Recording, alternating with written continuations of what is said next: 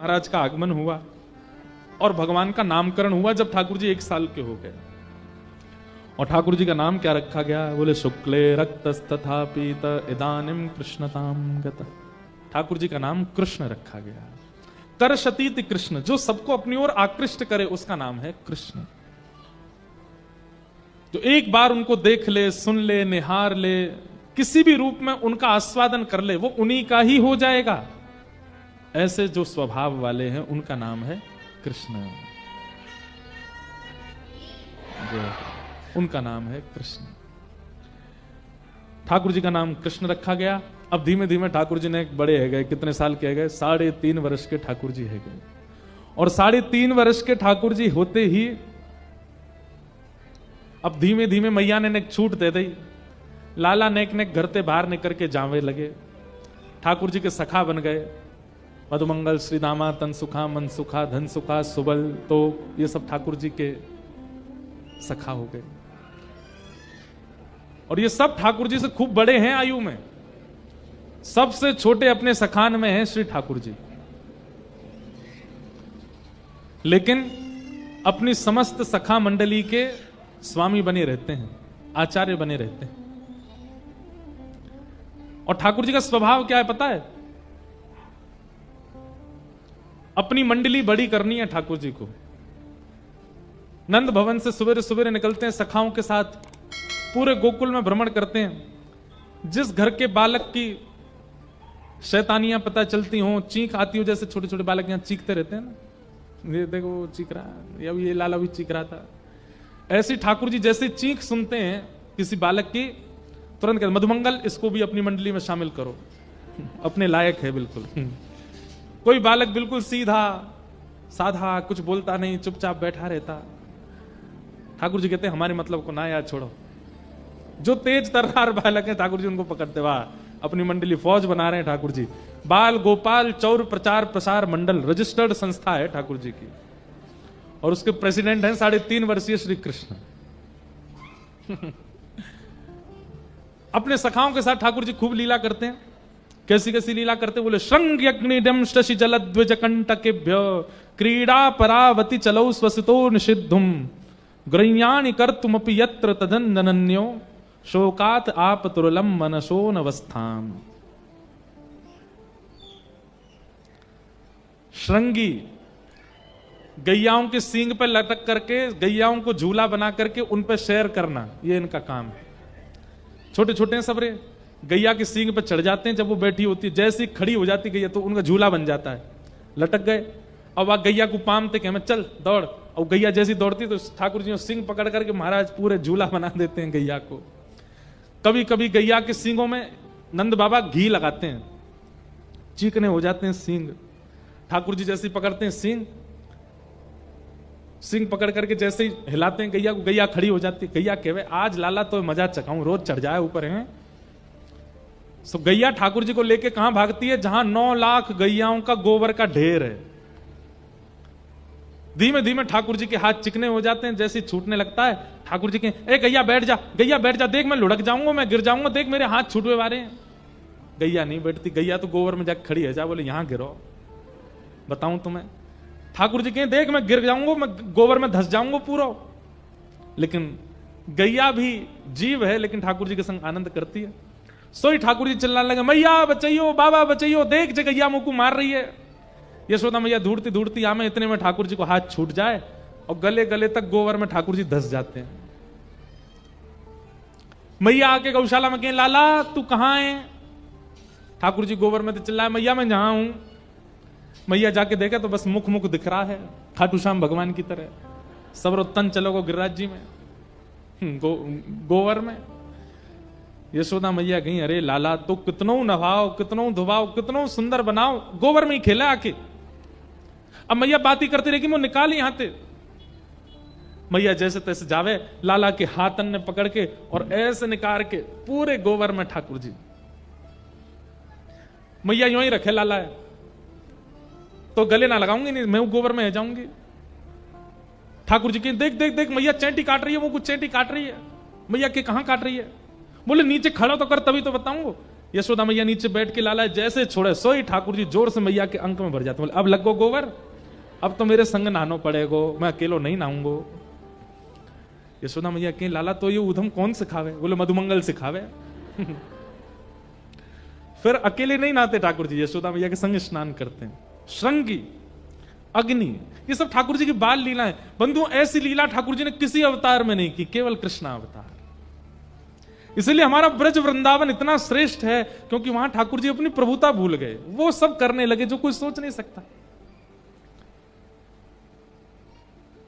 बहुत सुंदर सुंदर लीलाएं हैं, मुझे याद आती रहती तो मैं सुनाता हूं। जल, एक दिना, अच्छा ठाकुर जी का लोभ है क्या, यमुना जी के किनारे जाते हैं और बहाने से यमुना जी में गिरते हैं, क्योंकि ऐसे तो नहाने देंगे नहीं, तो बहाने से गिर करके और फिर कहते मैया मैं कहा करूं, मेरा पाम रिपट गो, गिर गो मैं तो यमुना जी में।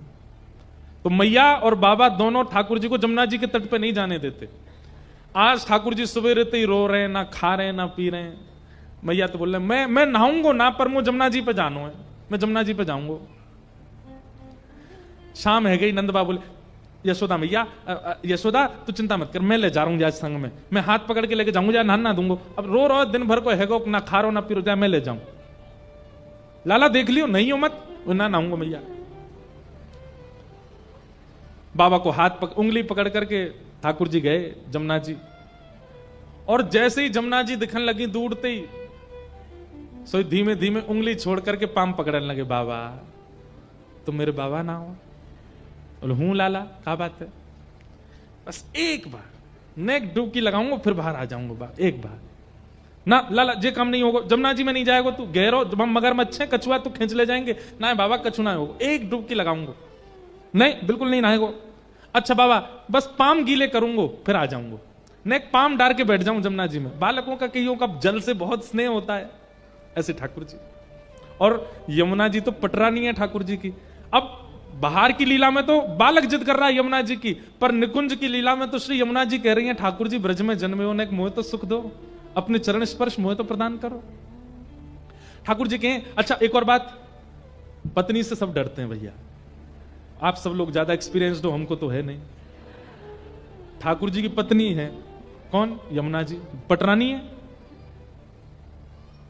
अब ठाकुर जी यमुना जी के किनारे किनारे घूम करके आ जाएं और एक बार भी स्पर्श दे करके नहीं आवे तो यमुना जी तो लड़ती है फिर ठाकुर जी से। तो ठाकुर जी के मन में बस ये रहता है कि यमुना जी की इच्छा पूरी हो जाए, नेक तो स्नान कर आऊं। बाबा तुम मेरे बाबा ना हो, मैं तुम्हारो लाला ना हूं ना, सब है लाला लेकिन यमुना जी में ना जाएगो। बाबा बस पाम गिरे करूंगा अपने। लाला देख यशोदा मैया तो मारेगी, संग में मोह और मारेगी, तुम्हारे भरोसे भेजो मैंने ना है बाबा, मैं ऐसा कुछ करूंगा ही ना कि मेरे बाबा को पिटनो पड़े, मुंह पे भरोसा कर लो। अच्छा ठीक है लाला मैं खड़ा हूं, बस पाम गिरे करेगो, बाहर आ जाइयो। ठीक है। ठाकुर जी तो धीमे धीमे धीमे अंदर जामे, घुटने घुटने तक जल में थोड़ी देर खेलें। बाबा कितना देख मैं भीतर ना जा रहा बाबा, हाँ यहीं खेल तो रही हो। और अचानक तो फिर ठाकुर जी ऐसा नाटक, अरे बाबा मैं तो गिरो गिरो गिरो, और गिर गए जल में, पूरे डूब गए। अब ठाकुर जी तो गीले हो गए, बाबा कह रहे बाहर निकल किया, देख मैया मुंह डांटे, मैं लाला तेरी बातन ने जानू। ठाकुर जी ने मन में सोची अब पिटनो तो है मैया ते, अकेलो क्यों पिटूं। सो ठाकुर जी नाटक कर ले, बाबा मैं तो डूब रहा हूं, अरे बाबा मुंह बचा, मेरा हाथ पकड़ बाबा मैं डूब रहा हूं। नंद बाबा अपनो एक पाम अंदर करके, अरे लाला हाथ पकड़ हाथ पकड़। सो ठाकुर जी दोनों हाथ पे पकड़ के नंद बाबा भी खींच ले, उन्हें भी डुबाई दें। नंद बाबा भी गीले है गए पूरे। जैसे ही नंद बाबा गीले भये, बाहर निकल के आमे, लाला लाला तू बहुत उद्यमी है, चल यशोदा तो तेरी आज पिटाई करवाऊंगा। ठाकुर जी धीमे धीमे जा रहे हैं, बोले बाबा जाके कह देंगे मैंने धक्का दियो। इतने में ठाकुर जी ने कहा कि बाबा के हाथ छोड़े और दौड़ करके गए नंद भवन में, और पहले ही जाकर के रोन लगे यशोदा मैया के आगे। मैया बोली अरे लाला रो करो, और तू गीलो कैसे है गो? मैया तेरी सौगंध खा के कह रहा हूं, नंद बाबा ने जबरदस्ती धक्का दे दियो मुझे जमुना जी में, मैं गीलो है गो पूरा। और मैया खुद की नावे की इच्छा ही, खुद को नहावे को मन हो, खुद तो नहाए, फिर इन्हें लगी कि तुम डांटोगी या हमारे मोह भी नहाए दियो, और देखियो आके यूं कहेंगे मैंने धक्का दियो। रुक जा आन दे नंद बाबा, तुम्हें बताऊंगी। नंद बाबा अरे यशोदा देख तेरो लाला कितना उद्यमी, मोह धक्का दिया आयो। यशोदा मैया बोली मुझे सब पता है, तुमने धक्का दियो लाला है। ऐसे उद्यमी है ठाकुर जी।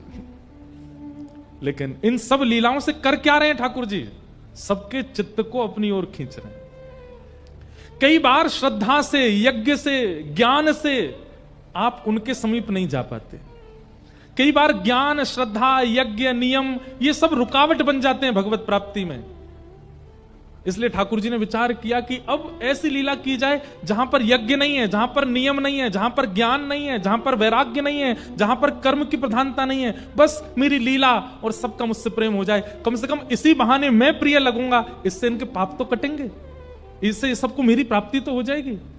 हम कलयुगी जीवों पर कृपा करने के लिए ठाकुर जी ये सब लीला कर रहे हैं, क्योंकि हम इतने ज्ञान के अधिकारी नहीं है, हम इतने यज्ञ नियमों के अधिकारी नहीं है। कम से कम ये सरल लीलाएं सुनकर के प्रेम तो करते हैं ठाकुर जी से।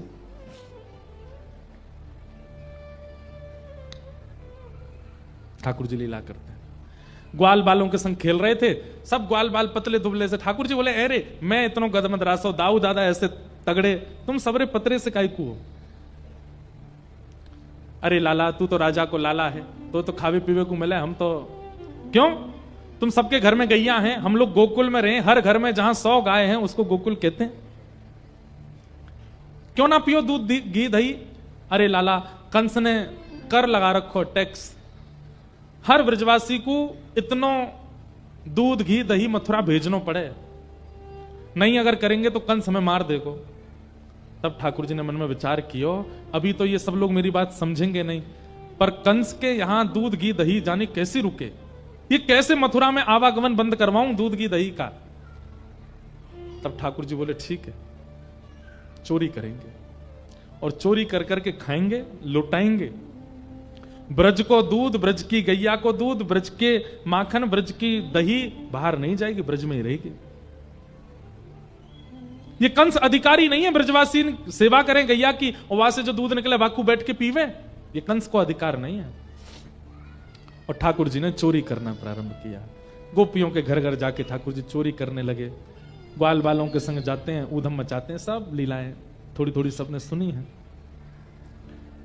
एक दिन ठाकुर जी ने यशोदा मैया की पर सास की जमाने की मटकी फोड़ दी। यशोदा मैया को इतना गुस्सा आयो, लाल जी को पकड़ के उखल से बांध दियो। ठाकुर जी उखलते बांध दिए, मैया चली गई। ठाकुर जी खिसक खिसक करके गए। 2 वृक्ष थे एक साथ जुड़े हुए, उनके बीच से निकले, जैसे ही ने जोर लगायो दोनों वृक्ष टूट के गिर पड़े। वो कुबेर के पुत्र थे जिनको नारद जी ने श्राप दे रखा था, नल कुंवर और मणिग्रीव। दोनों अपने श्राप से मुक्त हो गए। ठाकुर जी के चरणों में प्रणाम किया, भगवान ने उन्हें मुक्त किया। वृक्षों की गिरने की आवाज जब हुई, यशोदा मैया दौड़ करके आई, देखा लाला बीच में खड़े हैं, 2 वृक्ष गिरे पड़े हैं। तुरंत आके लाला को खोला, ठाकुर जी लिपट गए मैया ते। यशोदा मैया बोली जाद नाते मेरो लाला भयो, कोई ना कोई संकट आते ही रहे या ब्रज में, अब हमें गोकुल नहीं रहना, अब चलो यहां से। कहां जाएं? तब नंद बाबा के भैया बोले एक नवीन वन है, वहां को नाम है वृंदावन, वहां चलो। और सब ब्रजवासियों के साथ ठाकुर जी वृंदावन आ गए। बोलो वृंदावन धाम की जय।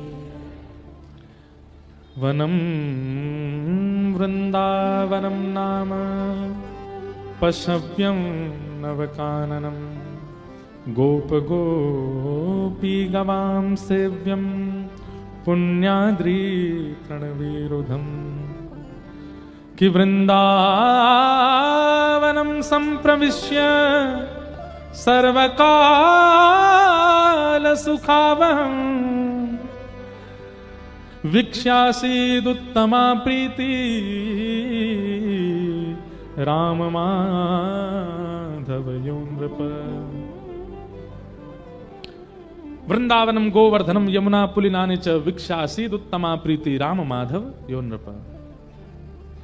वृंदावन, गोवर्धन और श्री यमुना जी, ये 3 ब्रह्मा जी ने नहीं बनाए हैं।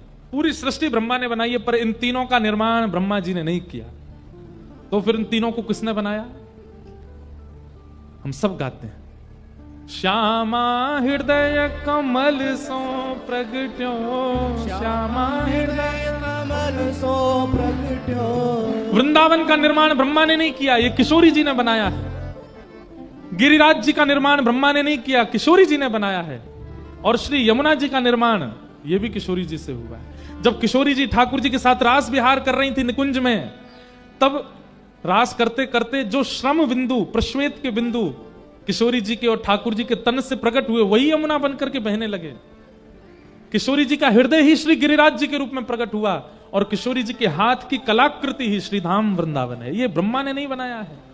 इसीलिए श्याम हृदय को भाई वृंदावन प्यारो वृंदावन, वृंदावन प्यारो वृंदावन, हे श्री वृंदावन मेरो वृंदावन, वृंदावन प्यारो वृंदावन।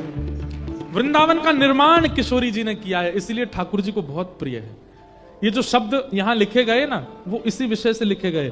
पूरी भागवत जी में अनेक स्थानों के नाम आते हैं, केवल वृंदावन के लिए लिखा गया कि जहां जाकर के ठाकुर जी अत्यंत प्रसन्न हैं। क्यों?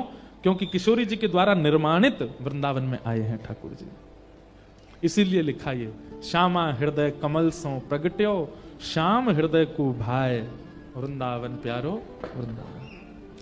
वृंदावन आकर के ठाकुर जी भिन्न भिन्न लीलाएं करने लगे। भगवान ने अघासुर का वध किया। एक दिन ठाकुर जी वन भोज कर रहे थे।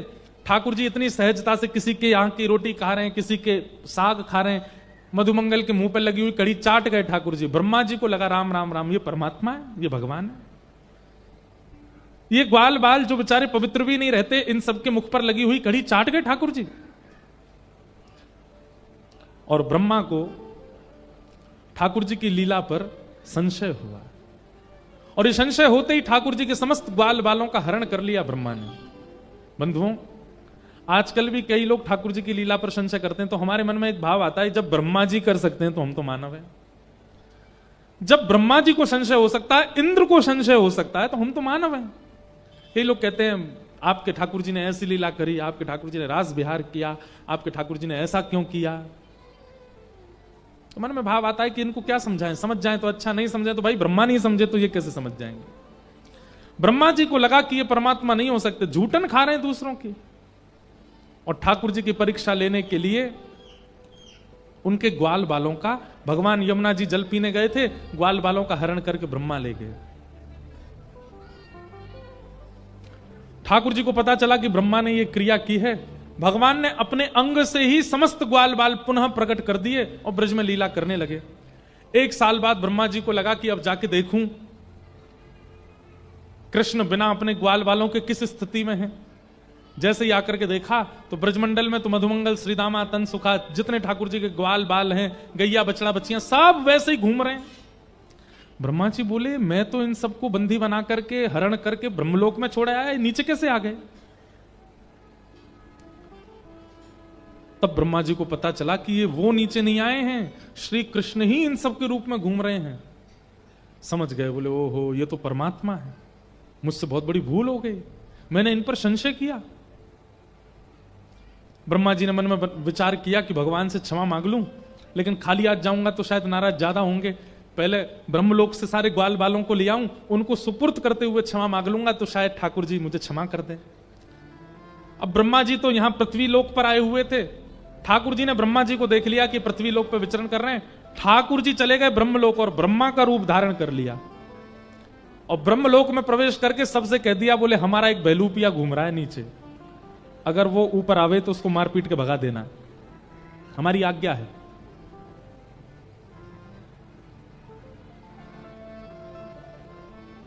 यहां से असली ब्रह्मा गए ऊपर।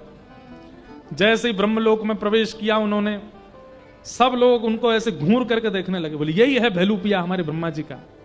पीछे डंडा लेकर के भागे। ब्रह्मा जी बोले, ए तुम लोग क्या कर रहे हो, तुम जानते हो मैं कौन हूं, ब्रह्मा हूं मैं, मेरे ऊपर डंडा लेके आते हो। बोले भाग जाए यहां से, तू बहलूपिया, हम सब जानते हैं, असली ब्रह्मा तो भीतर बैठे हैं। ब्रह्मा जी समझ गए, बोले कि जो सखाओं का दूसरा रूप धारण कर सकता है वो मेरा भी तो कर सकता है। ब्रह्मा जी ने अंत में स्वीकार किया, मैं नकली हूं, मैं नकली हूं, मैं बहलूपिया हूं, असली वाले एक बार दर्शन तो करा दो उनका। सब लोग लेकर के जैसे ब्रह्मा जी को भीतर गए, ब्रह्मा के सिंहासन पर साक्षात शंख चक्र गदा पद्मधारी साक्षात नारायण बैठे थे। ब्रह्मा जी ने जाकर के क्षमा मांगी, भगवान मुझसे अपराध हो गया, क्षमा कर दो। और ब्रह्मा जी ने भगवान की स्तुति गाई, लेकिन ब्रह्मा जी ने ठाकुर जी ने कोई उत्तर नहीं दिया। देखो बंधुओं, एक बात सुनिएगा, हमारे अपराध पर हमारा प्रेमी हमें डांट ले, हमें सुना ले, चलेगा, लेकिन अपराध बहुत बड़ा मानिएगा कि आपका प्रेमी मौन हो जाए, कुछ बोले ना। जब तक बोला जा रहा है, जब तक सुनाया जा रहा है, जब तक कहा जा रहा है, जब तक टोका जा रहा है, समझो अपराध दायरे में है। लेकिन जब टोकना बंद हो जाए, बोलना बंद हो जाए, डांटना बंद हो जाए, सुनाना बंद हो जाए, तो समझ जाना अपराध अपनी सीमा पार कर चुका है। यह बात उन सबके लिए है जो प्रेमी हैं ठाकुर जी के। कभी कभी हमें लगता है कि हमारे ठाकुर जी मौन हैं। सूरदास के समय पर ठाकुर जी बोलते थे, मीराबाई के समय पर बोलते थे, तुलसीदास के समय पर बोलते थे, हमारे समय पर ठाकुर जी मौन हैं। और मौन इस बात का प्रमाण है कि हमारा अपराध कितना बड़ा है। बिहारी जी क्यों नहीं बोलते, राधा रमन जी क्यों नहीं बोलते, श्री जगन्नाथ जी क्यों नहीं बोलते, द्वारिकाधीश क्यों नहीं बोलते? इस बात की चिंता होनी चाहिए हमें कि हमारा प्रेमी मौन क्यों है। डांट लीजिए, फटकार लीजिए, पीड़ा दे दीजिए, पर मौन मत रहिए। नजरों से गिराना ना, चाहे जितनी सजा देना, नजरों से गिराना ना, चाहे जितनी सजा देना, नजरों से जो गिर जाए, नजरों से जो गिर जाए, मुश्किल ही संभल पाए, नजरों से जो गिर जाए, मुश्किल ही संभल पाए। राधे तेरे चरणों की श्यामा, तेरे चरणों की गर धूल जो मिल जाए, श्यामा तेरे चरणों की गर धूल जो मिल जाए। नाराज ना हो। ठाकुर जी मौन है हमसे, इस बात की हमको चिंता नहीं है बिल्कुल भी। हमारे घर के ठाकुर जी, हमारे गोपाल जी बोलते नहीं है, इस बात की चिंता है हमें।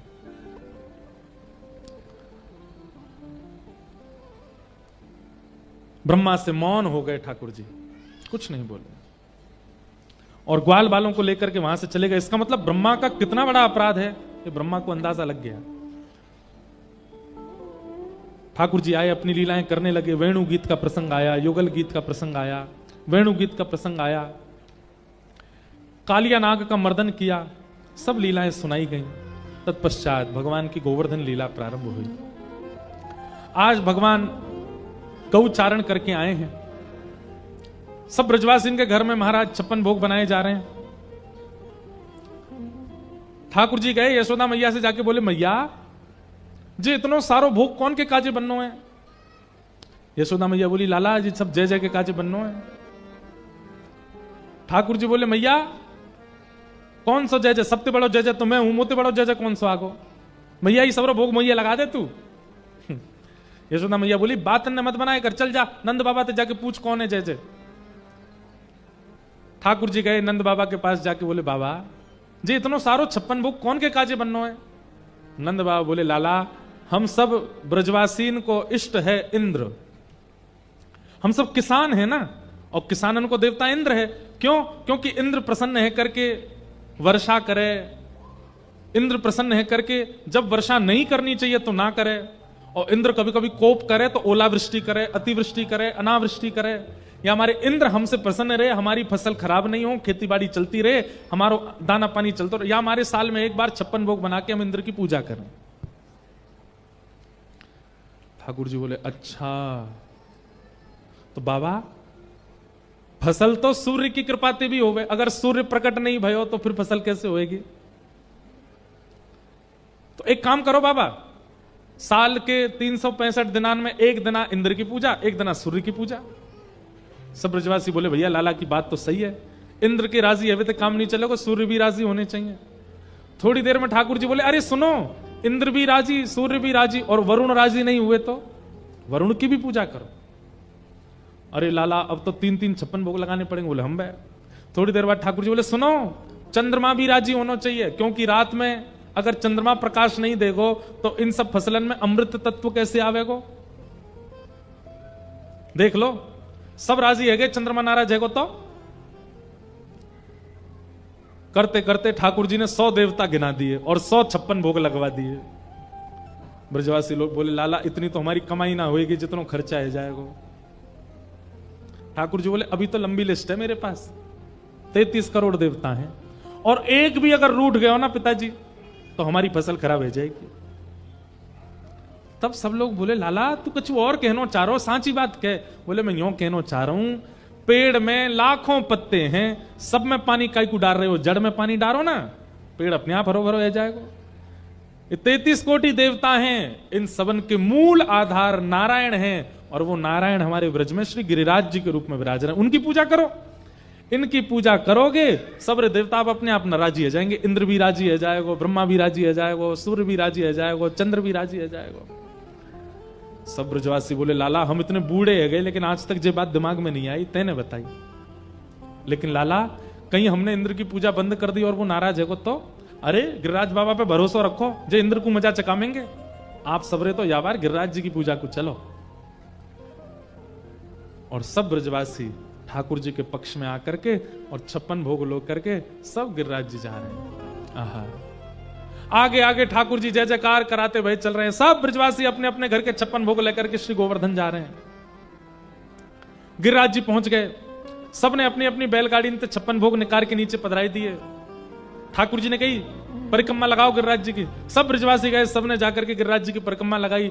गिरिराज बाबा को अभिषेक किया, दूध थे, घी थे, दही थे, शक्कर थे, और शुद्ध जल के लिए यमुना जी लेकर के आए।